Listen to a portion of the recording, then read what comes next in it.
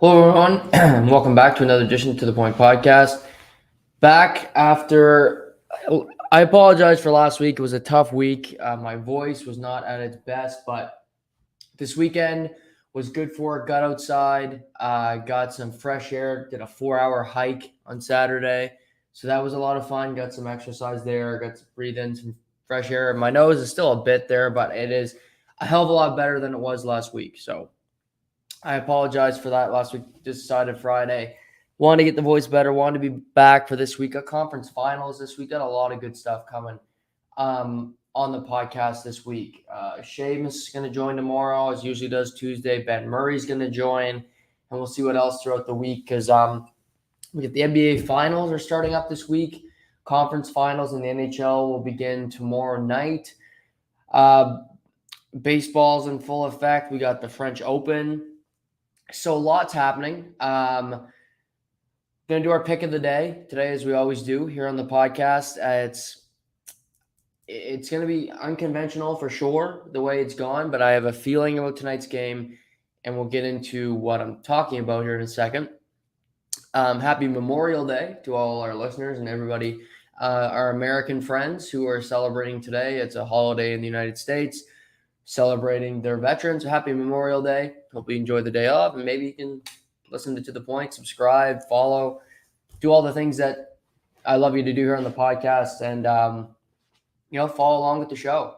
Write in comments, different things you want to talk about on the show. Love to hear it, love the feedback, and I try to implement it into the show however I can.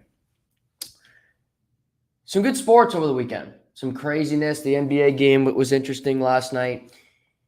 And normally this time of year, I start with hockey, but I'm not going to start with hockey. We're going to Paris, ladies and gentlemen, the French Open. Tennis is, I view tennis as a summer sport. It enthralls me from this time of year until about the mid-September, where you have 3 majors in there. You have some major events. The weather's good, and you just think of tennis. And tennis has been a sport that has gotten progressively better over the years. You got younger players pushing through. But a couple of things that you're going to get when you watch tennis. You're going to see Rafael Nadal dominate clay. You're going to see Novak Djokovic dominate and Roger Federer. Those have been 3 staples that we've seen in the tennis world for, almost 25 years. But that is slowly coming to an end because these players are getting older. Rafael Nadal is 35 years old. Roger Federer is over 40, hasn't played in a year and a half. Novak Djokovic still is at his apex, but he's gone through his whole COVID debacle, but he's not a spring chicken either. But eventually, we will not see the 3 of these guys play each other ever again. Maybe Federer is going to retire. I think he should. But nevertheless, those 3 have been staples, and there's only so many times left that we can say, okay, we can sit down and watch a Rafa Nadal match. Well, yesterday, about 11 a.m., it was a nice day. I thought I might go outside and do some different things. I sat down for the Rafael Nadal Felix Auger-Alassime match. And at 3:30, I realized that I had just watched a 4-hour and 21-minute match. I watched one of Canada's great hopes in the men's side, and Felix Auger-Alassime, go toe-to-toe with the GOAT, the king of clay, Rafael Nadal. It was a battle. It was Felix holding his own. It was the ultimate sign of respect when Nadal won the match and they were signaling Felix off the court. Nadal stood and clapped for Felix as he walked off. Respect, a sign of maybe a changing of the guard, the future of tennis, and a potential major champion in the future. And, the match could have went different. Felix had break point on the opening service game of the 5th set. He didn't capitalize. He held his first 3 games, but eventually Rafa broke him down like he normally does, got the break, and he didn't look back. So eventually, as you're from Canada, you soak it in. You're like, well, that's good for Felix. He just pushed Rafael Nadal to the brink. And it's funny because in tennis, that's kind of how you do it. You rationalize it and say, well, he gave him a good go because it's Rafa, it's Djokovic, it's Federer. you forget that, well, in you're a team sport, you don't accept failure like that. I think in these individual sports, tennis, golf, if you will, Mike Weir, Stephen Ames, two Canadians on the senior tour, golf this weekend finished second and third. You're like, well, it's good to see Mike Weir at the end of a tournament. So that's just the difference. But it was more adulation. It was more great for Felix when Leylah Annie Fernandez lost in the U.S. Open final. It was a great story. It wasn't that she lost. It was that she got there. So pushing through all of that, great match, credit to Felix. Maybe he'll get an opportunity to play Rafa on clay again, but he may not. Because Rafa's been talking that this might be his last French Open. Rafael Nadal is 35 years old, as I mentioned before. He's been through a lot in his life. He's had 6 knee surgeries. He's had multiple back surgeries. He's played a lot of tennis. It's hard on your body. And he's been one of the most consistent, one of the best tennis players ever. I feel like that Novak Djokovic is now regarded as the best player ever, but it's easy to make the argument that Nadal is. I think Nadal is a guy that's pretty polarizing. He's either loved or hated, it seems. He's got his antics where he has to fold his towel a certain way. He wears really tight shorts. He seems to have to squeeze his backside every time he returns the serve. He has his tendencies. He's not for everybody, but you have to respect what he does on the court. Then pushing past the idiosyncrasies, pushing past the brilliance. And like I mentioned, he may not play that much longer. You think, well, are we going to get a Rafael Nadal, Novak Djokovic Grand Slam final or a semifinal where the two of them who had a great match last year at Roland Garros where Novak eventually came out on top in a 4-set thriller? Will we get that again? Well, that's why I'm leading with this story today. And it's because we're going to get that matchup again. But it's not a semifinal. It's not a major final. They're going to be meeting in a quarterfinal of a major. This is the first time these two are meeting in a quarterfinal since 2009, where Novak Djokovic only had one major to his credit. He now has, I'm trying to remember, he's got 22. Rafa with, he's got 23. Rafa with 24, the all-time lead. So a little bit has changed for both of these men. They're not used to playing in quarterfinals. They're used to battling out the up-and-comers like the Daniil Medvedev, Stefanos Tsitsipas's, the David Ferrer's in their past to get to a major final and duke it out. Novak has defeated Rafael Nadal twice on clay. Nadal has only lost 5 times at Roland Garros in his history there. He's won it 13 times, which I don't think will ever be broken for number of wins at a certain major. Nadal with 13. The next is Djokovic has 8 at the Australian Open. He missed out on the opportunity to win another one this year because of his COVID diagnosis, and he's unlikely to play in Australia ever again. So is it unfortunate that these two are meeting in a quarterfinal? In a sense, yes, because they are the two all-time greats. They are polar opposites. They don't like each other. They're always entertaining matches. But then there's Carlos Alcaraz, who's in the draw, the 19-year-old who continues just to flourish, who survived a 5-set match in the second round. He got through that and has since not dropped a set. He will be playing Alexander Zverev, in the other quarterfinal tomorrow, where Zverev's had a great clay court season as well, made it to a semifinal in Rome, and won the event in Barcelona prior to the French Open. But when you have the king of clay, when you have Novak Djokovic duking it out, which it could possibly be the last time, I believe both men will be at Wimbledon, and they could meet again. But things happen, in sports, in tennis, it doesn't matter what it is. You look at the draw before and like, well, Rafa and Djokovic will meet in the semifinal. It's just, they'll work it through. That doesn't always happen. There's upsets. There's an injury. Just maybe it's not your tournament. Rafa's grass is not his best surface. So things can happen where you think you're going to get a result, and sometimes it just doesn't happen that way. So tomorrow afternoon at 3:45 Atlantic time, we will see these two men play each other for potentially the last time. Two of the best ever will duke it out. I get to see Michael Jordan play briefly. In 2004, he wasn't Michael Jordan. He won his last title in 1998, the year I was born.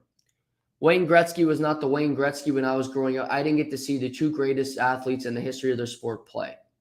Some would argue LeBron James is better. Maybe Connor McDavid will be better when his career is over. But that's only hyperbolic right now. I can only do what history tells us and what I believe to be true. But I got to see Roger Federer. I got to see Rafael Nadal. I got to see Novak Djokovic for their entire career. That's something that is so valuable. When we look back 20 years from now, when we have kids come through and they're like me and you that love sports, and maybe they'll take a liking to tennis and you'll be like, what was he like? What was it like watching Novak Djokovic, Rafael Nadal play tennis? We're going to be able to answer that question. I didn't get to do that with Jordan. I didn't get to do that with Wayne Gretzky. But to see the two best players in the history of their sport get to play their entire career and then potentially have the chance to watch them play their final match against one another, that's something special. That's something that I'm looking forward to tomorrow. I'm going to be on the podcast. I'm taping the whole match. I'm watching it after work. I can't wait to watch it. It could be 6 hours and 30 minutes. I'm grinding through it because there's only so many moments like this. What's Rafa going to have left? He just had a 4-hour and 21-minute match. After winning the Australian Open, he only played certain events because he was banged up. Novak Djokovic has looked dominant in this French Open. He has not dropped a set. He's been on cruise control. And I'll be the first to say, I think Novak Djokovic is going to win tomorrow. I'm not the biggest Novak Djokovic fan. I'm not a Rafael Nadal fan. But I do appreciate what both of them have done for the sport. I appreciate what both of them have given me when it comes to entertainment value over the last 23 and a half years of my life. They play tomorrow, potentially one last time.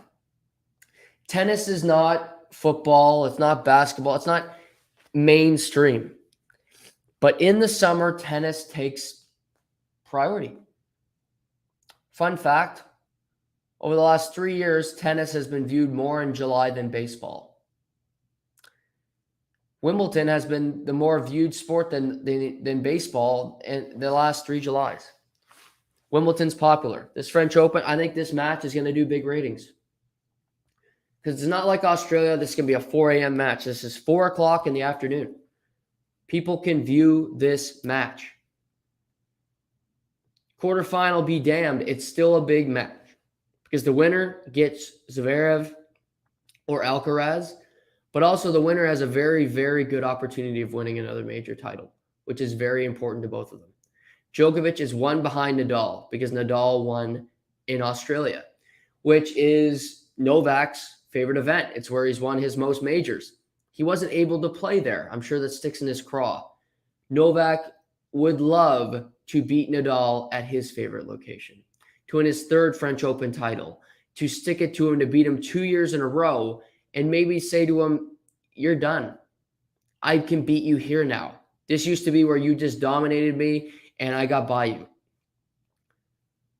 And I think this is a bigger match for Novak Djokovic. He is one back of Nadal. But Novak's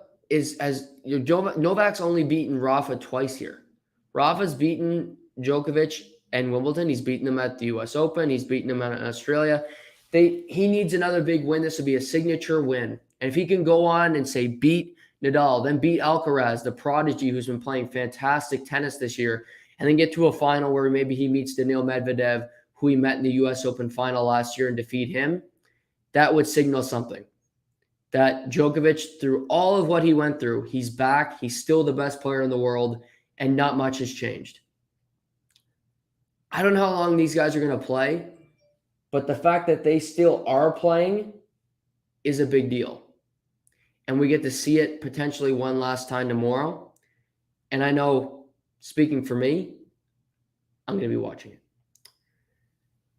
Before moving off the French Open, in the women's draw, Leila Annie Fernandez, the young Canadian who made the U.S. Open final, losing to Emma Raducanu last September, is through to the quarterfinals. So she's been in 2 quarterfinals the last 3 majors. She was out in the first round in Australia, but she's bounced back here in Paris. She will play Emma Trevisan tomorrow morning. She's an unranked player from Italy. So Leila is coming in the heavy favorite in this match. If she gets through that one, she will meet the winner of Sloane Stephens and Coco Gauff. So 2 American women will meet in the other half of the draw. Sloane Stephens is a former U.S. Open champion. Coco Gauff is just like Leila. They're both 19 years old. They're both really prodigies, great junior players. Coco has not been to a major semifinal yet. This is her second quarterfinal, so she's looking to break through. I do believe Sloane will beat her tomorrow. Sloane's been playing really consistent tennis.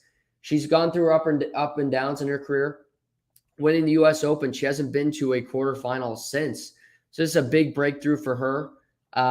She's been through a lot. I know getting after losing at the U.S. Open early last year, I think it was the second round she lost. She got death threats. She got a lot of negativity on social media, but she's battled through that.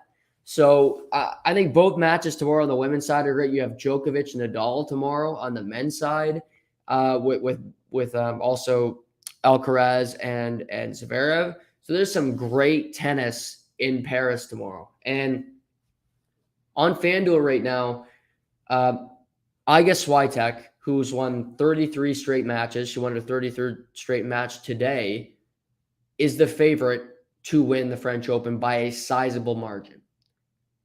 And Sloane Stephens is a former champion, but you look around, Sloane is the only other major champion still left in the field. There's Jessica Pegula on the other side. There's Rybakina, a bunch of women who haven't won a major. So only 2 left. Leila's been to a Grand Slam final. That's the closest. She currently has the 3rd best odds to win. They were 4th this morning, but I bet on her this morning prior to Swiatek's match. I thought Swiatek might be upset, which would be a big deal. But she's paying out pretty well. That's something I threw money on, is Leila Annie Fernandez to win the French Open. Swiatek is a big, she's a tough matchup for sure. I mean, 33 straight wins speaks for itself. I was actually looking up the longest winning streak in the history of female tennis. It's 75 wins in a row by Martina Navratilova, which is crazy, which is a whole season and a half on the WTA tour. Which incredible that she was able to pull that off. And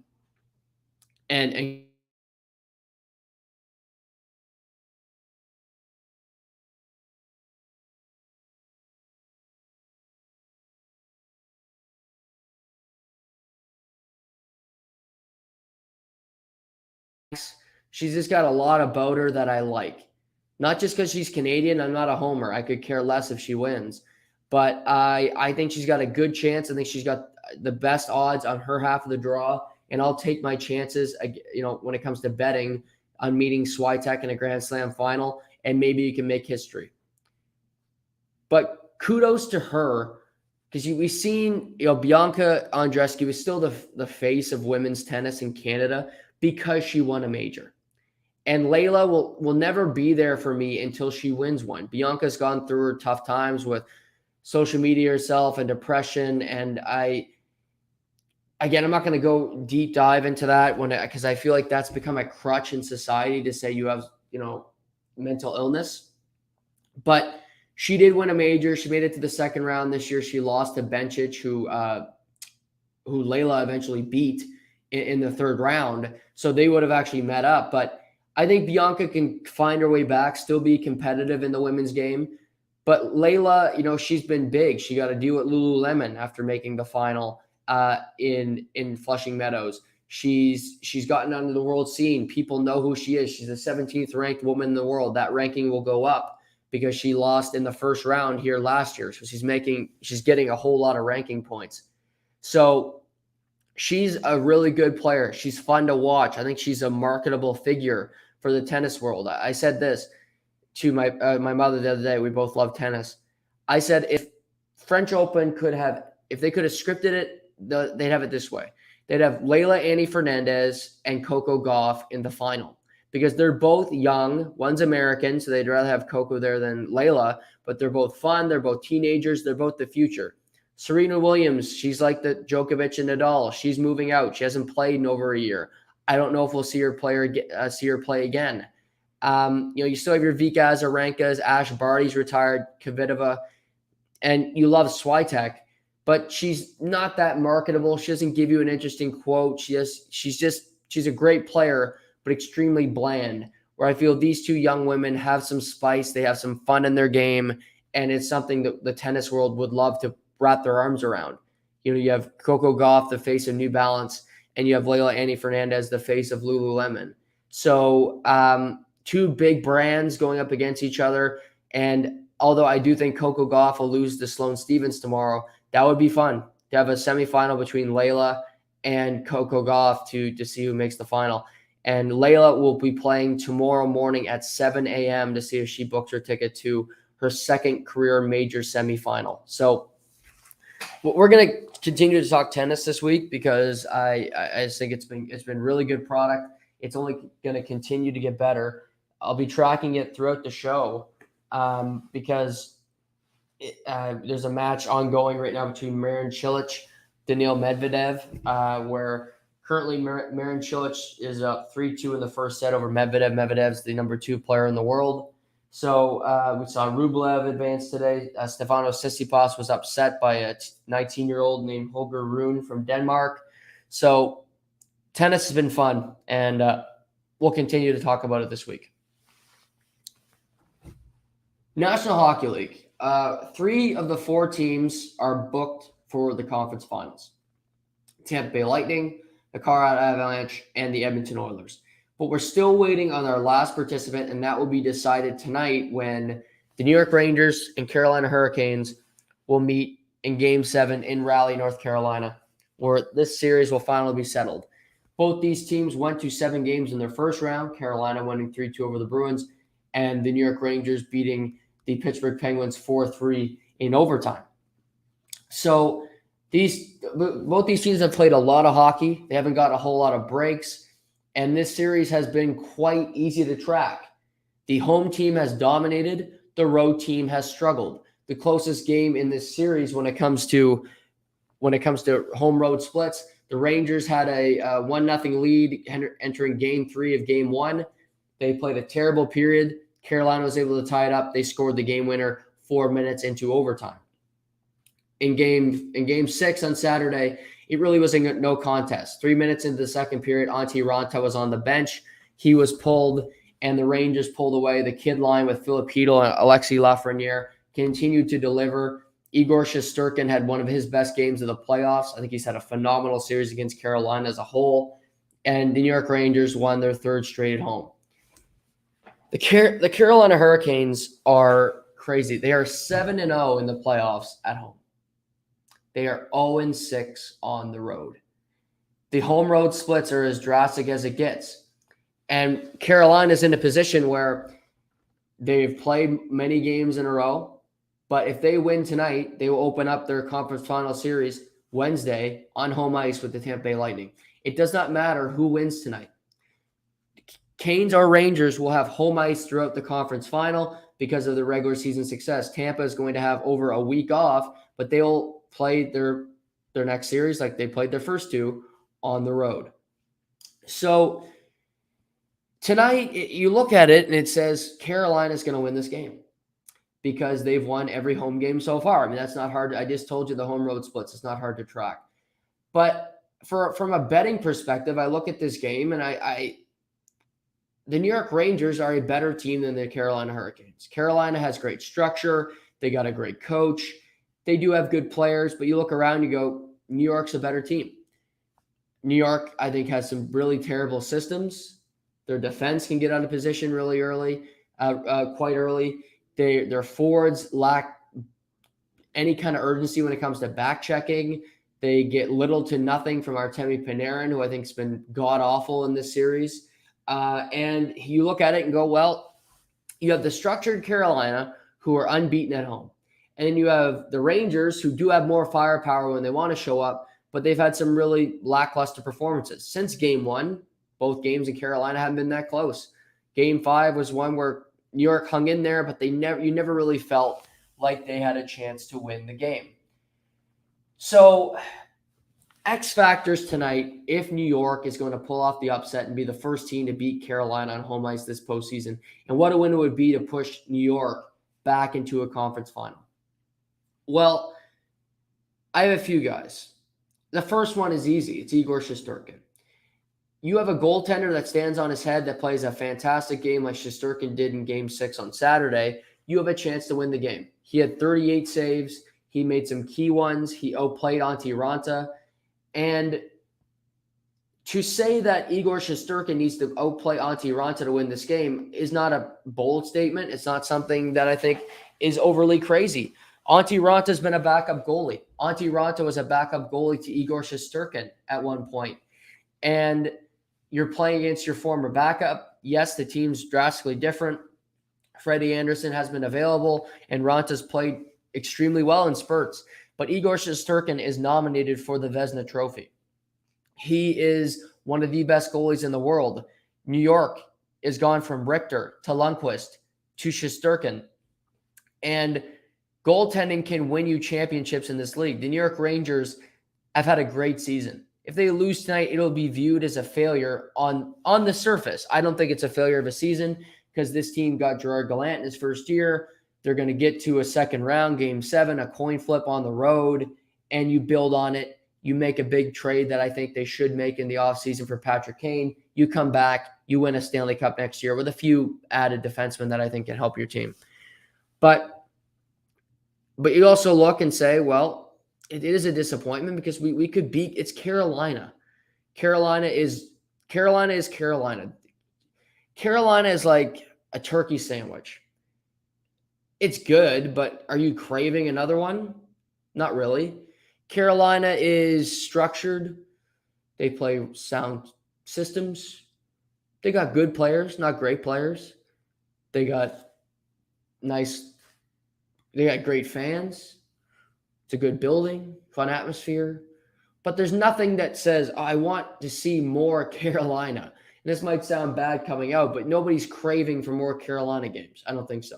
They're like the Islanders the last couple of years. You're like, oh, great, we get to watch the Islanders again. I will happily watch them in the conference final, but I think the average fan is pulling for the Rangers tonight. So there's that. You're playing against a really structured team. Shesterkin can be the difference. He can be because he can steal a game, Game 7. Vasilevsky in the closeout game against Florida stole that game.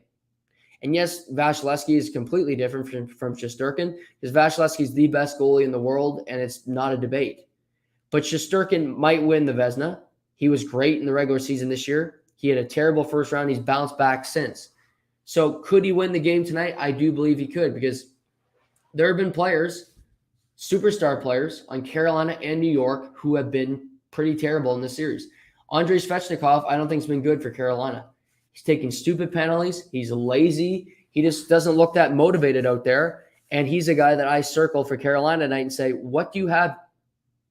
And I hate to pick on the Russian players, but Artemi Panarin's been terrible too.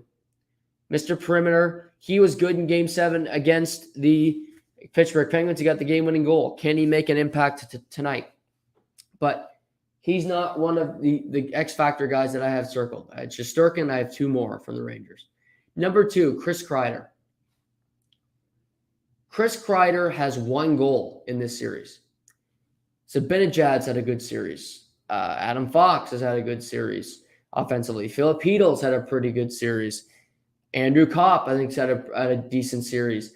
And you look around, you go, Chris Kreider, who had 52 goals in the regular season, and if the pushback is, well, he'll never score 52 goals again. Okay, well, he did score 52 goals. That's on his resume. You can't take that away. Patrick Marleau's got the all-time games played list. I think 52 goals is more impressive than that. So do that with what you may. They're all stats at the end of it. But Chris Kreider had 52 goals in the regular season. which was third in the NHL. Not bad. And he's a really good player. He's crafty, he's physical, and he's been a little snake bit. But he is the leader of this team. The New York Rangers don't have a captain.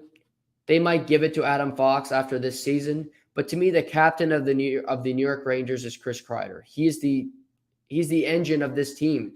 You see him on the bench. He gets people fired up. He'll throw away an iPad. He motivates this team. He's got one goal in this series. That's not good enough. The fact that he's only got one goal and they're still playing tells you that other guys have really stepped up. But he's been in New York a long time. He was in New York when they made it to the Stanley Cup final and eventually lost to the Los Angeles Kings. That was in 2014. That was 8 years ago. So he's been through the grind. He's been through it all. He's been through a rebuild and stayed. He's signed extensions. He's had career seasons, been a dominant power play player. But now you're in a position to make a difference on this team. Zibanejad's been good in this series, like I mentioned. Your depth guys are only going to do so much tonight. But what do you have? You're the leader. You're the guy that brings them into battle. Can you find another engine tonight? Can you do something that you haven't done yet in the series and have a big game? Because one goal is not good enough. It's just matter of fact. He's been good, not great. You need to be great tonight. You need to be a difference maker. You need to go out there and just have an impact that you haven't had yet. So Chris Kreider's another guy for me. If the Rangers are going to win tonight, he will score at least one goal. And the third one for me is a sneaky one. You think, well, it's Fox maybe. No, then the other one for me is K'Andre Miller. And I love K'Andre Miller. There's times defensively where you want to shake your head because he makes really poor decisions. He's got a little Darnell Nurse in him, where Darnell Nurse has his decision-making is porous at times. He will get out of position, and I look at Darnell, but I like Darnell Nurse a lot when it comes to his play. You got to take the good and the bad. But K'Andre Miller is a great skater. He's smart when he wants to be. And just thinking back, in Game 7 against Pittsburgh, he scored a goal in that game. Tied the game at 2. Tied the game at 2. New York eventually took the lead about 45 seconds later. But he threw the puck to the net, hit off a stick, and got to the back of the net. It's a weird goal, but he scored in the game. And now I'm thinking, well, K'Andre Miller, Adam Fox and Lindgren are going to get a tough task. It's going to be a tough night for Zibanejad because he's going to be playing against Jordan Staal, who's been doing a great job all postseason long at home, where Brendan Moore get the matchup. He's a great defensive center. He's extremely frustrating to play against. So what could K'Andre Miller, who's going to be playing against secondary opponents, potentially get on the ice against a line like the Kotkaniemi line? Could you find a way to score a goal, to get a big assist, to make a play in this game? So I look at 3 X factors: Shesterkin, of course, Chris Kreider, and K'Andre Miller, and also, in a way, Gerard Gallant. Gerard Gallant is not a coach that matches lines. He's not a systems coach. He's just more of a motivator, and that's the way he goes about it. Well, on the road in this series, his top line has been playing against Jordan Staal the entire night, and it has been going well. Find a way to get out of that matchup. Make some changes. Make some changes on the fly. Do what you have to do to get away from that matchup, because a few shifts away from it could be a big difference in this game. Jordan Staal is effective at what he does. He's a defensive center. He wins faceoffs. He gets in your face, and he eliminates time and space. But can Gerard Gallant work his magic enough to get some opportunities? And of course, the penalty battle can be the difference as well. Carolina's power play has been terrible all postseason long, but if New York's can hit on the right night, they could be advancing to the conference final. Carolina's the favorite. They haven't lost a game at home yet in the postseason. And logic just says Carolina is going to win the game tonight. And I thought if New York's going to win this series, they'd win Game 5. And they didn't. So I said, well, I thought New York's going to win Game 6. No problem. We'll go to 7. Maybe this is just my pride, because so far I thought Tampa would beat Florida, but picked Florida to win the Cup, so I couldn't go against it. So technically I'm wrong, although I think I'm right about that one. I didn't think the Oilers would beat the Flames. They did. I was wrong about that. I picked St. Louis, and again, Jordan Binnington gets hurt. Darren Helm, good for him. Crazy game on Friday night. Colorado escapes it. They advance to a conference final. So I'm wrong about that. I picked New York. I want to be right about New York. I want to at least go 2 for 2, 2 for 4, 50%. But not just that. This is the reason I'm telling you this. The New York Rangers have won their last 3 Game 7s. 2 of them going into overtime, which was, of course, Artemi Panarin, and scoring in the last series. And prior to that, it was a Game 7 against the Washington Capitals, where they won that series in double overtime, Game 7, advancing to the conference final, where they eventually got to the Stanley Cup final. They've won their last 3 Game 7s. One of those, it was in Pittsburgh. Then the 2 of those were on the road. 1 were at home. Carolina hasn't lost at home yet, but it's going to happen eventually. I think the New York Rangers will pick up. They are the underdog tonight, but I'm going with the Rangers. What I do is I bet the Rangers, and I bet a tie, which means it's going to be a 1-goal game. It could go to overtime. If it goes to overtime, you're in good shape. You still win it. If the Rangers end up coming out on top. I like the Rangers tonight. Plus 1.5 on FanDuel. There's just something about this Rangers team. And I don't think they'll beat Tampa. But if they can get to the conference final, it'll be something you remember and say, well, that Rangers team got pretty close. They got far, but they fell just short. How they rebound for this. I think they find a way to win tonight. Gerard Gallant's first year in Vegas, he got to a Stanley Cup final. First year in New York, I think he's going to get very far as well. This team's motivated. They're driven. They know change will happen. I think this New York team knows they're very good, but if this team's going to get better, if you're going to make a big swing, some of these pieces aren't going to be here. Because somebody's going somewhere if they acquire Patrick Kane. I will will this trade into existence. There's no report of Patrick Kane to New York, none. But I will be the insider that breaks it if it happens, because I've been talking about it the most. I listen to a lot of podcasts. I haven't heard it. I will will this trade until it happens. But tonight, Rangers plus 1.5, underdog. Bet the tie, 1-goal game. Rangers tonight, plus 1.5. They will win. They will go to the conference final and play the Tampa Bay Lightning beginning on Wednesday. That is the pick of the day, because I have a feeling about this team. They haven't won on the road yet. I believe they will tonight. Rangers plus 1.5. And tomorrow, when Seamus joins, we'll preview the conference finals, both series. And Colorado and Edmonton are going to meet in the Western Conference final. And this is exactly what the NHL, if they could have scripted what they got in the conference final, it would be this series. You get Nathan MacKinnon and Connor McDavid.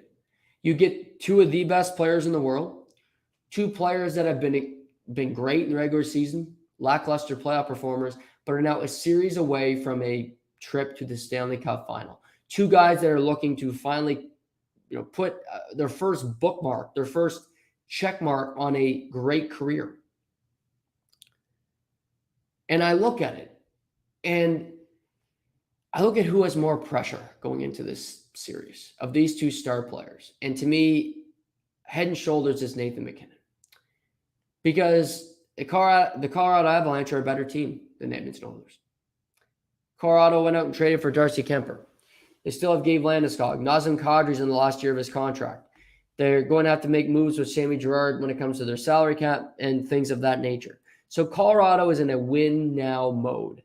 Edmonton could sell that they're in a win-now mode, but nobody thought they'd be here, including me. So McDavid is playing with house money. I think Edmonton's sitting in a great spot, because if they lose in the first round, they're under fire. McDavid might say, why am I still here? Why the hell would I stay here if we continue to stink it up? I'm never getting any closer to winning the ultimate prize. But they've got to a conference final. The The flies are away, if you will. The noise is pretty silent because they got very, very far where many people didn't think they would. They beat their division rival, their in-province rival, the Calgary Flames. They willed them out of the playoffs. So McDavid is playing with house money. Him and Draisaitl are playing at an absolute elite level. And it would be great if you beat Colorado, which I still think they can. But this series for Nathan MacKinnon is everything. He needs to win this series. The Colorado Avalanche need to win this series. They finally got to a conference final after many years of losing in the second round, getting game 7s close, whatever. But you're in a position now where you got Edmonton in the conference final. Yes, it's McDavid, but it's also Mike Smith on the other side. It's also Cody Ceci. It's also Duncan Keith. It's also Zach Kassian. There are positives and negatives about playing the Edmonton Oilers. Yes, you get Draisaitl. Yes, you get McDavid. But the depth pieces aren't exactly scaring you night in, night out.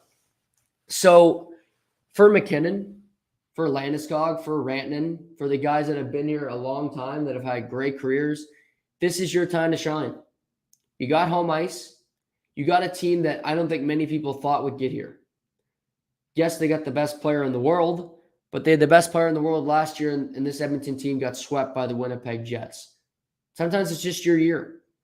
Maybe this Edmonton team will fall back and be just average again next year. Maybe they actually have more pressure because they don't have faith they'll get back. Colorado should be good, but Nazem Kadri is not going to be on the team next year. Darcy Kemper is an unrestricted free agent. Is he going to be brought back? What's happening? Is Bowen Byram going to be able to sign in Colorado? Will he be back or will he price himself out? He's playing pretty damn well right now if you haven't been watching. So there's always turnover. There's always things that happen. There's teams that can find a way to make it work. Tampa flexes out players. They bring in new guys and they make it work. But sometimes it just doesn't. It's a big piece that you lose and you're not able to find that perfect mix. There's not always a Corey Perry that you're playing a game of Tetris and you have a great, you have a line that just needs to fit perfectly in the picture and you find a way to fit him in. There isn't always that player. But I'm interested to watch in this series. I mean, there's so many stars. You have McDavid, you have McKinnon, Draisaitl, Rantanen, Landeskog, Kadri, Makar is, you look at the back ends for both teams. Obviously, Colorado's is so much better. You have Makar, you have Byram.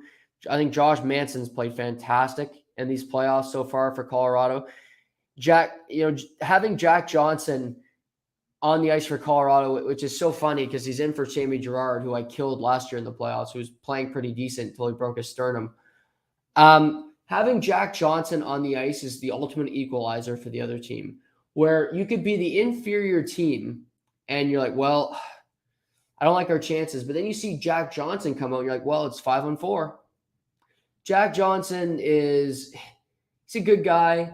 He's most known for going bankrupt. Him and Evander Kane are similar in that way, except Evander's lost all his money gambling, where Jack Johnson was just a fool and he gave all his money to his parents and they lost it and buying homes and cottages and whatever else in the Aurora, Ontario area. So, and through all of that, his play has gotten progressively worse and he was a healthy scratch for a reason. But we've seen it in the game against St. Louis. I mean, who coughs the puck up in the first goal? Oh, wait, it's Jack Johnson, and eventually it goes down the ice. So the defense core is better. You got your weaknesses on Edmonton for sure, but you got to take advantage when he's on the ice. He probably won't play much, but you got to look at it and feed on those opportunities. McDavid and Draisaitl continue to be great. But you look at the bottom end, Archibald, Fogle, these guys are heavy hitters. If there is a bottom six guy for the Oilers that I think needs to play extremely well for them to win, look out for Ryan McLeod. I think Ryan McLeod's had a really good postseason for the Edmonton Oilers. He's winning faceoffs. He's fast. He's in on the forecheck. He's a tough guy to play against because he's so quick, because he's flashy. He can make things happen along the boards. I like the way he's playing. This is a kid they can really put into their roster. They got to hope that he can continue to hit. They got some younger guys coming as well, so they can plug and play them for cheaper salaries with the guys they have on the books. But Ryan McLeod is a guy in this series that can make a difference. Because obviously you got Kadri and McKinnon and those lines, but you go down, you look at and you see, well, Darren Helm and JT Compher, who had a great game six where he scored the first 2 goals. He can be productive. But how will Ryan McLeod match up? Does Nugent Hopkins have a big impact on this series? But I think McLeod's a guy where if he can play better than the JT Compher line, if he can have some production there, then it could be a wash. Who knows how it goes? But Ryan McLeod's played extremely well. Another guy, if I'm looking at Edmonton, is Duncan Keith. He had the series of his life against the Calgary Flames. He turned back the clock. I was a rare person that liked that trade to Chicago for Caleb Jones and picks and whatever. I thought it was a good trade because I thought the Edmonton Oilers looked at themselves as a playoff team. They're now in a conference final. And Duncan Keith's got plenty of playoff experience, and he's not a bad defenseman. Is he a number 1? No, but you're putting him in a situation where he doesn't have to be. He played fantastic in the second round. I want to see if he can carry it over. He's not at the stage of his career where he's a Jack Johnson, where he's just a complete liability, and you look at it and you're like, okay, we have an advantage on the ice right now. But we'll get into more of it tomorrow. Like I said, Seamus is going to join tomorrow, as he always does on Tuesdays. We'll break down the conference finals. But I'm looking for this matchup's going to be fun. I think it's going to be extremely fast. And I want to see how McDavid and McKinnon play each other. If it's a physical element, if it gets chippy, that's something that I think would be fun. If you do see some animosity between these two guys, because I do think they'll match up a lot, because I don't think either head coach is afraid of that one-on-one matchup with good defense pairings alongside it. Before moving off hockey, I did want to mention that over the weekend or yesterday morning that Jason Spezza announced his retirement from the National Hockey League after playing over 1,200 games, 996 career points playing for the Ottawa Senators, the Dallas Stars, and then obviously with the Toronto Maple Leafs to wrap up his career. He is going to retire and move into the front office of the Toronto Maple Leafs. He will be the special assistant to Kyle Dubas.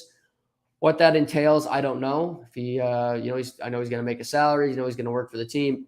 So basically, good for Jason Spezza.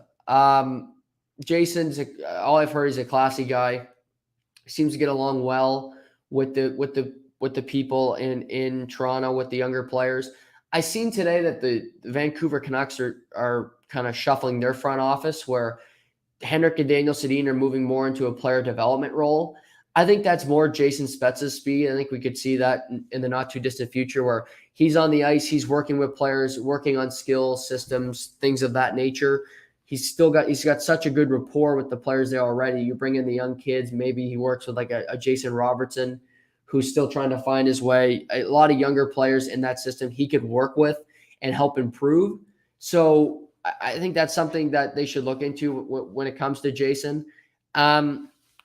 And he gets the last laugh because he gets a job in management. And the guy who healthy scratched him his first game as a Leaf, Mike Babcock, can't get one. Mike Babcock's, I'm sure he's looking for head coaching jobs. I don't think he's been interviewed since he got fired in Toronto. Got jobs in Saskatchewan on like a volunteer basis. Worked for NBC for a cup of coffee. Was a shitty analyst. So, Jason was healthy scratched. He took it the right way. He had a good last bit of his career in Toronto. And you got to credit these players that were superstars, that were able, or stars. Spezza wasn't a superstar, but a star player that was able to pivot into a fourth line role where you're a checker, you're blocking shots, you're only playing 7-8 minutes a game, and you accepted it and took it on the chin. He did it. Corey Perry's done it. We've seen these guys, the guys that do it seamlessly and that don't complain are the real great players, because they just love the game. They want to continue to play it. And for Jason, I don't think, we're going to play a game tomorrow, Hall of Famer, yes or no, and Seamus joins. I don't think he's a Hall of Famer. I think he's a good player. He had a good career, made a Stanley Cup final in 2007 with the Ottawa Senators. I'm sure he's a little upset he didn't get closer to a cup here in Toronto with some of their teams. But now he can try to help the next generation of guys push through, win a playoff series. Like I said, he's been to a Stanley Cup final, so he's been through some of these battles. And maybe take an Adam McQuaid in the Sedin's type role, where he's working with guys on a daily basis and trying to help them improve. So credit to Jason. Like I said, a good career, not a great career, but a good career, solid 1,200 games. That again, this longevity thing is something that I think gets more and more praise as time goes on. But I do think that's something we need to look at and really examine because the Iron Man streak is Keith Yandle. Keith Yandle was not a great player in the NHL. And I realized he was a Wildcat, and I realized a lot of people like him, the Spit and Chicklets. He was just a good player. That's just what he was. He's not going to Hall of Fame. He's not getting in because of that. And we'll get into some of those topics tomorrow when it comes to players. But good for Jason Spezza. He gets a management role. He gets to stay in the city that he's living in currently. I think he's got 4 children and a wife. So he's busy with that, but he gets a job close to home. He can't ask for anything better. So good for Jason Spezza. Gets to wrap up his career in Toronto and continues to work there on a daily basis with Kyle Dubas, the general manager. So good for Jason. I was going to go NBA next, but let's go to baseball. I haven't talked about baseball. I said I wanted to talk about it last week. We're going to get to it right now. There's a lot of interesting storylines in baseball because we're about over a quarter of the way through the season. I mean, you look at teams that are 23 and 23, right? 23 and 25. So we're getting quite deep here. 48 games into the season. You're starting to get a feel for teams, and some teams know they're already out of it. You see, it's apparent we're almost into June, and teams are already struggling, calling up players, things of that nature. Detroit Tigers have had a disastrous start. The Seattle Mariners haven't had a great start, who I expected to be better. So the Blue Jays have been, a team that's been very interesting because they've had high highs and low lows this season. Where you look around and you say, for about 3 weeks, Vladdy Guerrero Jr. couldn't hit a baseball. Couldn't hit a dinger, I'll tell you that. Bo Bichette was getting dropped in the lineup, wasn't playing that well in the field. You had guys like Danny Jansen on the injured list. You had gone through pitchers. Hyun-Jin Ryu was on the injured list. So it was a tough time for the Blue Jays. They weren't winning many games, and they weren't getting many hits. Thankfully, guys like Kevin Gausman and Alek Manoah were great starters that gave them innings that played extremely well, and they won some games in spite of their bats. But it was a big series this past weekend for the Blue Jays where they went out to the Los Angeles Angels of Anaheim, and they got a sweep. It was a crazy series where they went into 9th innings multiple times where they were down. They found a way to win. They won a crazy game yesterday, 11-10, where there were multiple lead swings late in the game. Relievers that couldn't keep either team in the game. Ryan Tepera walked 3 guys to score. He walked 3 guys in the 7th inning that led to 3 runs for the Blue Jays. Max Stassi took the lead, but eventually Bo Bichette hits the game-winning home run yesterday. So they've been getting some good pitching. Their bullpen's been good, especially the back end of their bullpen's been very solid, and the bats are starting to come alive. But to get a sweep on the road, and you do it in Anaheim, where the Angels have been a very good team this year. Shohei Ohtani's really starting to come on. He had 2 home runs yesterday. Mike Trout's been solid. He's been healthy all year. So the Angels have been good. And you get a sweep against a team that was at one point top of their division. They've now fallen off a bit.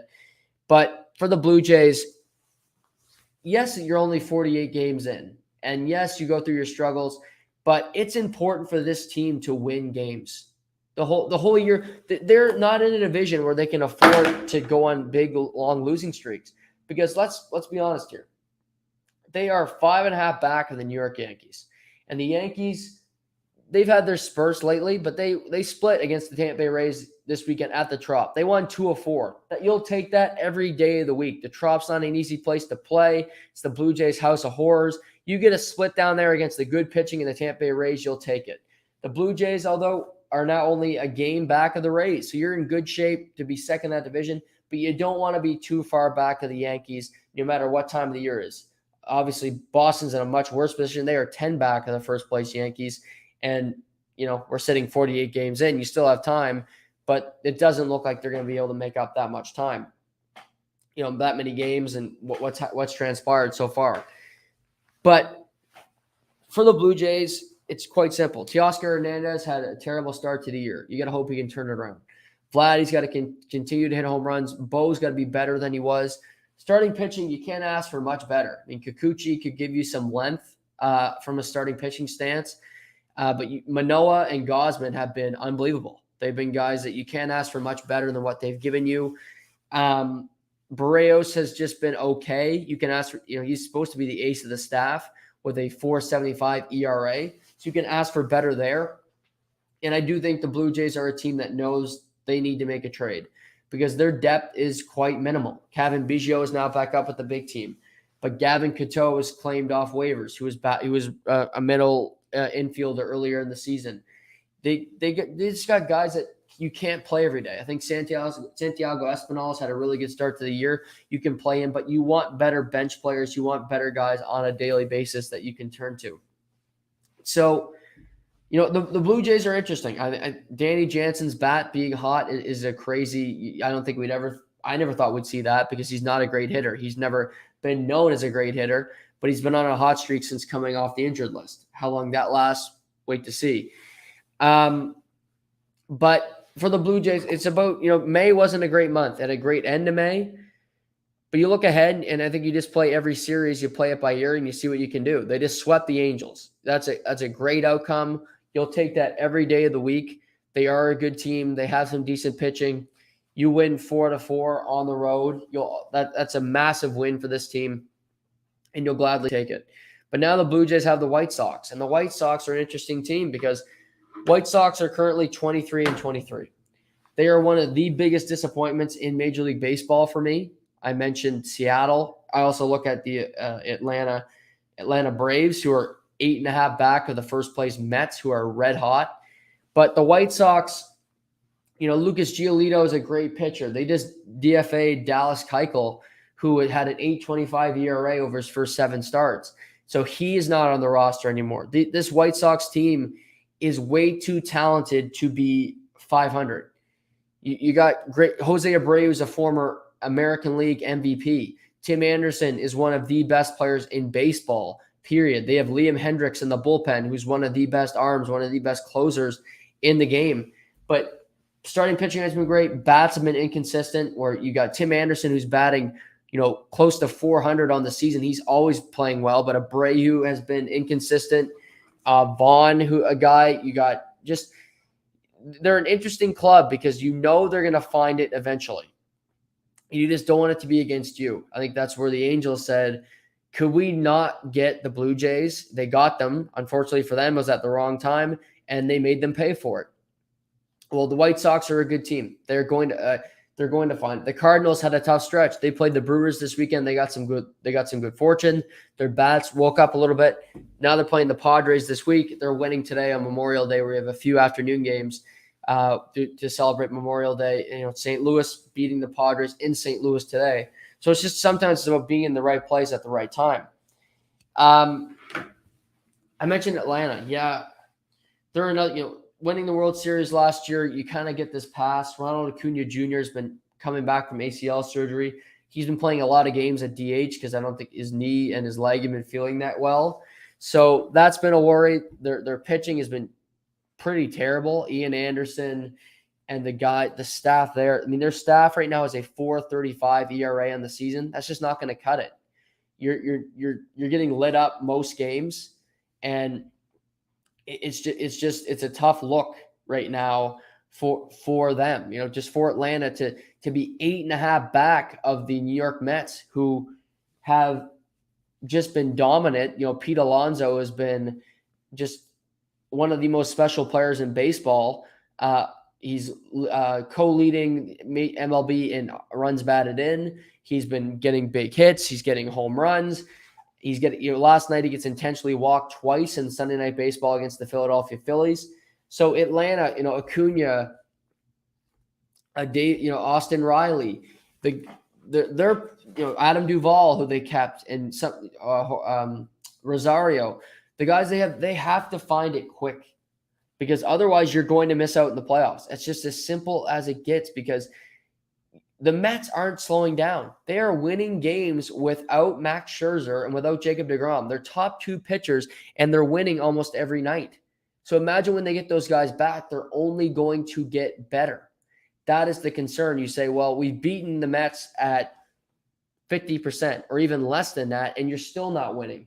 And you look, say, Alonso is playing fantastic. Eduardo Escobar, who was kind of, they said, oh, it's a bad signing, who was playing for the Diamondbacks last year and doing his thing. He's out of his mind playing well, at third base, getting big RBIs. Sometimes it's just guys that have big hits to just find ways to get a hit in a clutch moment. Eduardo Escobar is one of those guys. Their bullpen has been really solid. Last night they do give up some runs, but they find a way. I mean, Pete Alonso's got 12 home runs, 46 runs batted in. Starling Marte was a signing. He's playing well. Carlos Carrasco didn't pitch in the bigs last year, and he's got 5 wins. He leads the team in wins. But this is their injuries right now for the Mets, and they still find a way to win.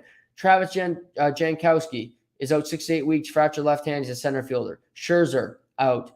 Tyler McGill, who's a great up-and-coming pitcher, is out with a hand fracture. Trevor May, 8th inning, kind of their middle reliever. Sean Reed-Foley is out for the season. John Curtis out of their bullpen. Jacob deGrom and Joey Lucchesi, who's been a starter/reliever for the Mets. So they are 32-17 at this point. You have Atlanta's in second place, 8.5 back. Philly is 10.5 back. I watch Philly, and it's ugly in Philadelphia. They're getting booed. Joe Girardi has to be worried about his job because, sure, Bryce Harper's batting .312, and he's got 10 homers. He's got 32 RBIs, but you're not winning any games. You have a win going into you're going into extras last night. You lose the game. Kyle Schwarber's batting $181, who is a signing. Hasn't worked out. Alec Baum is terrible at third. Nick Castellanos has been okay. Gene Segura's continues to be good. Hoskins is terrible. Real Muto is a great catcher. He can't hit. I mean, and your starting pitching hasn't been great.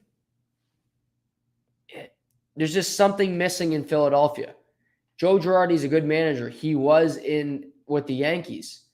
But eventually your record, you just look at your record and the team says, well, I think we should be better than this. We spent money on Castellanos in free agency. We spent money on Schwarber in free agency. We re-signed Zach Wheeler in free agency, and we're not winning anything. We're not even getting close to the playoffs. There's still a lot of season to go, and I get it. I don't want to say panic.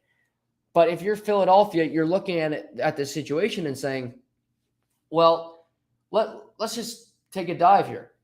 So now there's 3 teams that make the playoffs with the expanded playoffs, and it's division winners, and then you got the wild card teams. Obviously, every division winner, and you go through the wild card. So 3 teams make the playoffs out of wild cards. So you say, okay, our odds are even better of making the playoffs.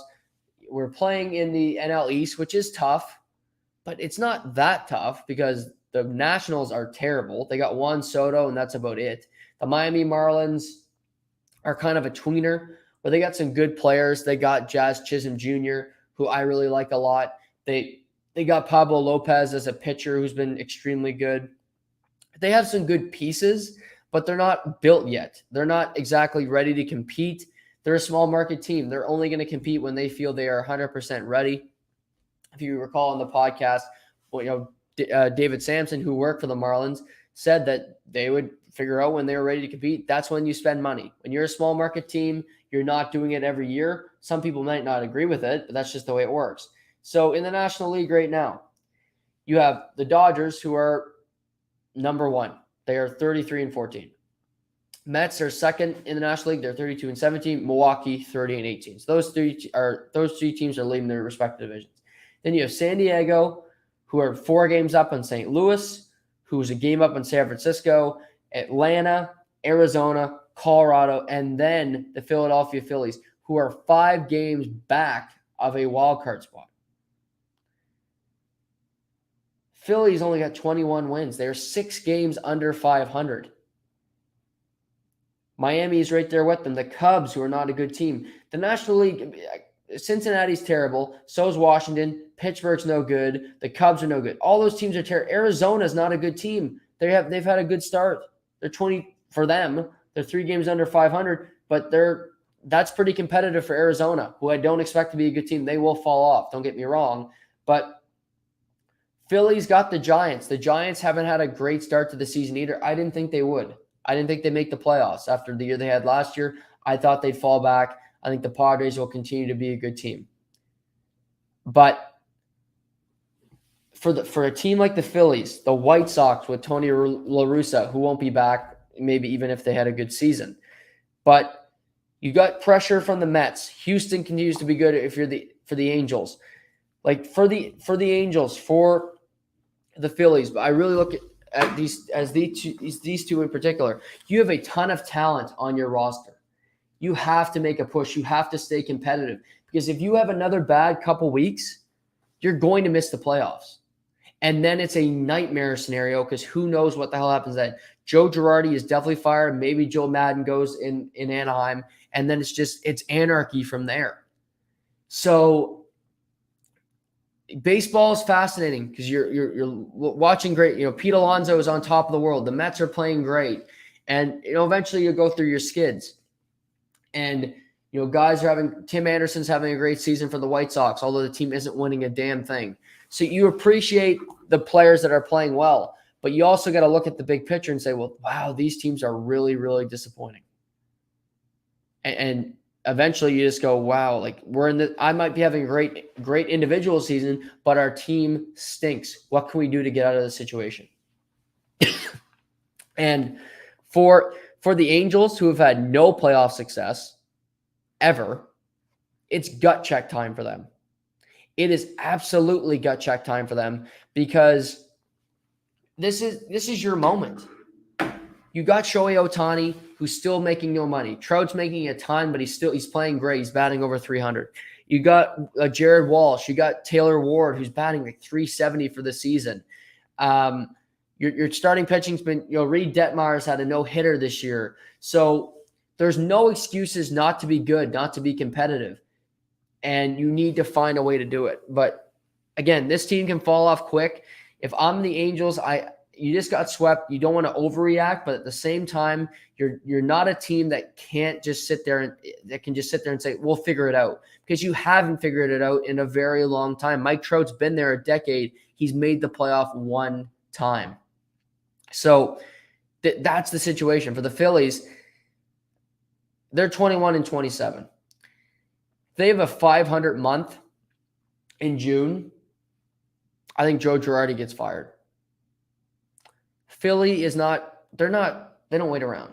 Doesn't matter if it's the Phillies, doesn't matter if it's the Flyers, doesn't matter. Any team in Philadelphia, you start to stink, you start to slip, you just fire the coach. Alain Vigneault was fired midway through the season last year. Doug Peterson didn't get to finish the years last year in Philadelphia. He won a Super Bowl there. Joe Girardi won a World Series, but it wasn't in Philly. So there's no tie to him there. He was a guy that had some clout. I thought he'd be a good hiring. The team hasn't exactly been great. I haven't loved the way they built the team. You're building the team on power hitters that can't. The Yankees are working, yes, because Judge and Stanton are playing good baseball, but it's also because their pitching is working.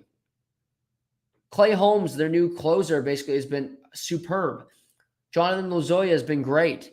I'm forgetting the old Pittsburgh Pirates pitcher who I'm mad that his name's slipping my mind right now because I watched him the other night against Tampa Bay Rays. He pitched a gem. He's been great. Jordan Montgomery's been pretty good.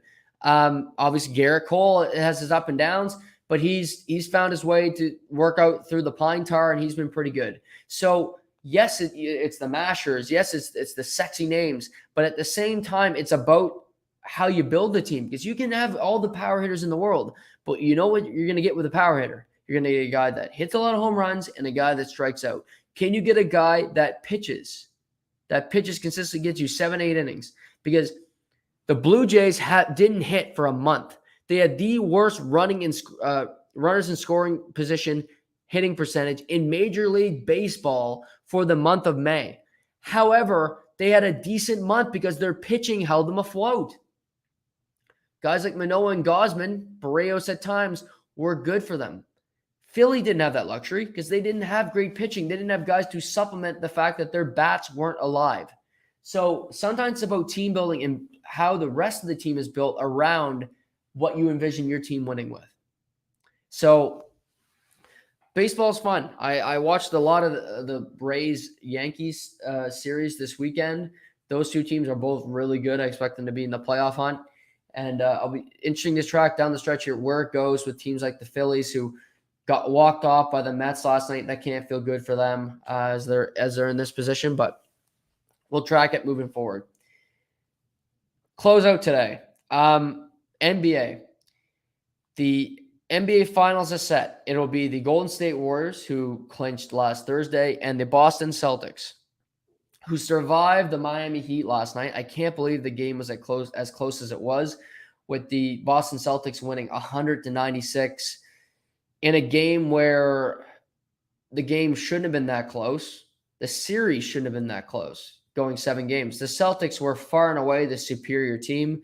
They had more skill. They had more fight. They all around, they just had more to give. But credit to the Miami Heat, who fought the entire way. Credit to Jimmy Butler, who gave everything he had last night. He fired up a 3 to tie the game late. It hit the front rim and it didn't make it. And after the game, he was criticized for taking this shot. I don't understand the criticism.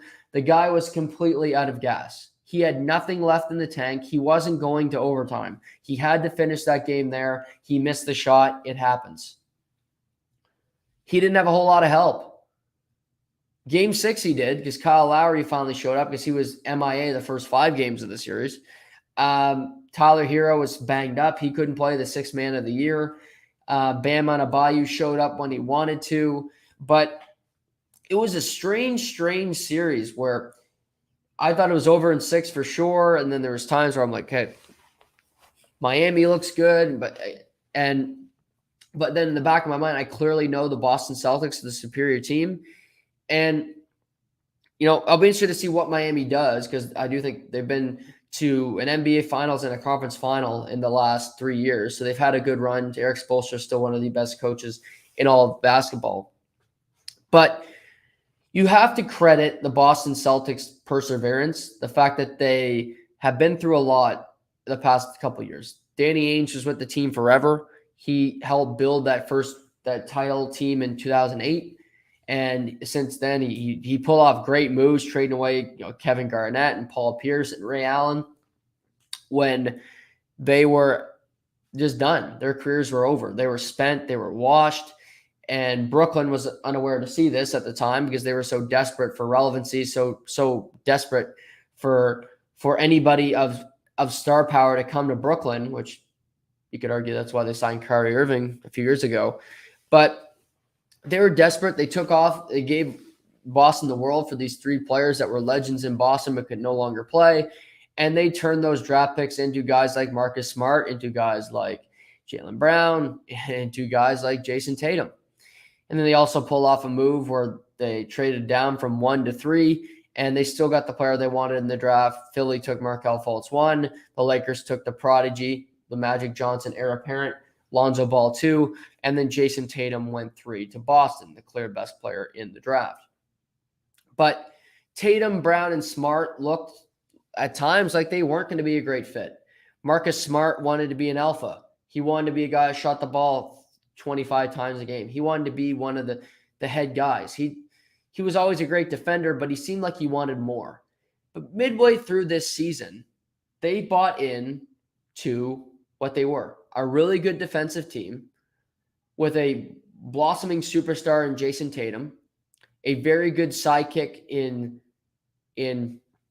Jaylen Brown, and a defensive stopper and extremely valuable leader in Marcus Smart. You could make the case that they had built their own version of the Golden State Warriors, where Tatum was Steph Curry, very different players, but the star of the team, the centerpiece of a team if you're going to win a championship. Jaylen Brown, the Klay Thompson, who, like Klay, is not a great dribbler, not a great passer, but a great shooter from 3. Extremely hard work ethic, a great defender. Does a lot of things well. And then Marcus Smart is Draymond Green, where Draymond Green normally guards the opposing team's best player. He's an irritant. He will take charges. He will occasionally have a game where he shoots the ball 18 times and you shake your head and say, why? And Marcus Smart does this a lot as well. but they are extremely valuable to their respective teams. They are leaders, they are mouthpieces, and ultimately they help kind of keep that group together. So it felt like Golden State and Boston were going to meet a long time ago. I remember in 2019, it was thought, well, Golden State, you have Durant, and obviously that team, they'll meet Boston in the final.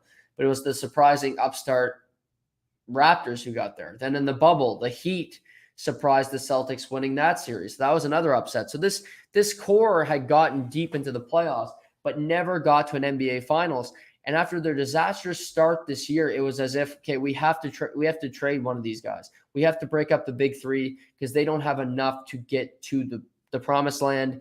But to their credit in Boston, Ime Udoka called them out in mid-January. He said this team has no heart. They don't want to play.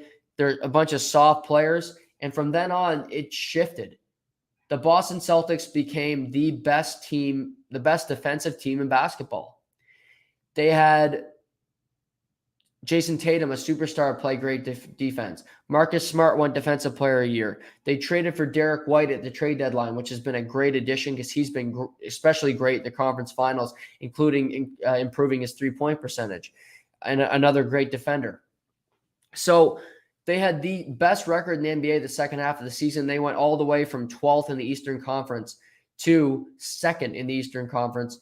They flush out Brooklyn, sweeping them in the first round. They get by the defending champions, the Milwaukee Bucks, in 7 games in round 2, and they escape the number 1 seed Miami Heat in the conference final. They've gone through it all. They've gone through the gauntlet. And I'm glad the Boston Celtics don't have to play a game tomorrow night. Because this NBA Finals is back to what the NBA is usually like. You have 3 games, a game Thursday, you don't play till Sunday. You basically have 3 days off. Because the Boston Celtics were wiped last night like the Miami Heat. They've been playing a ton of basketball, game day after day, and now you get to play, but you do have some rest in the finals.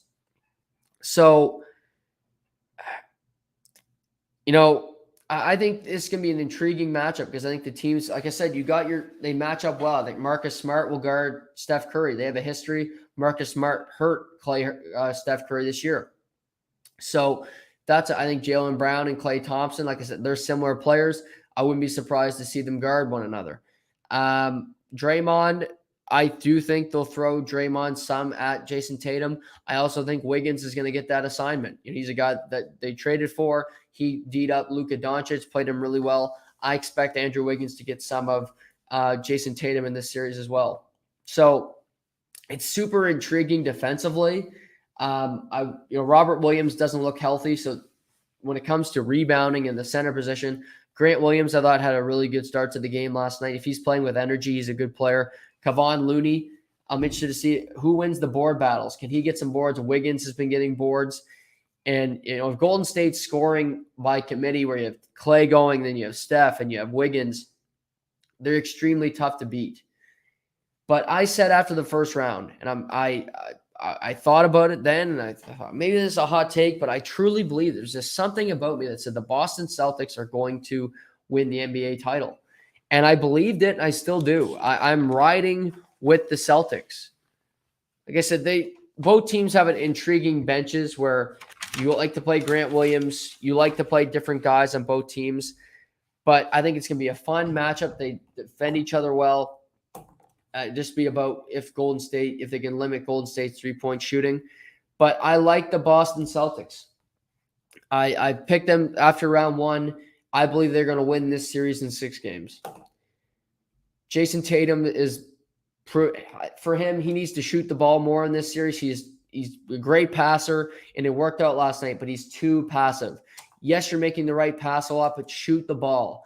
Because more often than not, you're in a position to shoot and you'll pass. Like he is such a good three-point shooter when he wants to be. He needs to be willing to fire that shot at all times. So that's a key. Like I said, Smart on Steph Curry. I'm interested to see how that series starts, if it's a physical battle, because Smart hurt Curry's knee this year when he dived for a ball. He hit right into Curry. He missed the back half of the season. So will there be any animosity there? The series starts in Golden State. Normally a pretty lively crowd out there at the old Oracle. So I'm looking forward to. I think the series is gonna be fun. I think it'll be a good battle. But I've been saying the Celtics are winning the title since they swept Brooklyn. I am sticking with that in the conference final, in the NBA final. Sorry. So tonight, like I said, bet of the day. I'm going with the Rangers. Underdog plus 1.5, but I'm going with the Rangers to win tonight in Carolina. Give Carolina their first loss of the postseason at home. I like to bet a tie because I think it'll be a 1-goal game. I expect a close one tonight. And another bet to follow is just betting on Leila Annie Fernandez to win the French Open. Do it quick because her odds will only improve as the players dwindle. There's only 8 women left in the field. She plays tomorrow morning at 7 a.m. So get those bets in because you only have so much time. I'm looking at the men's draw. You had Andrei Rublev advance today. Like I said, Holger Rune beat Tsitsipas. He's a 19-year-old. Casper Ruud from Norway. So a lot of different upsets. And Marin Cilic, who's a veteran, a one-time major winner, is up 2-0.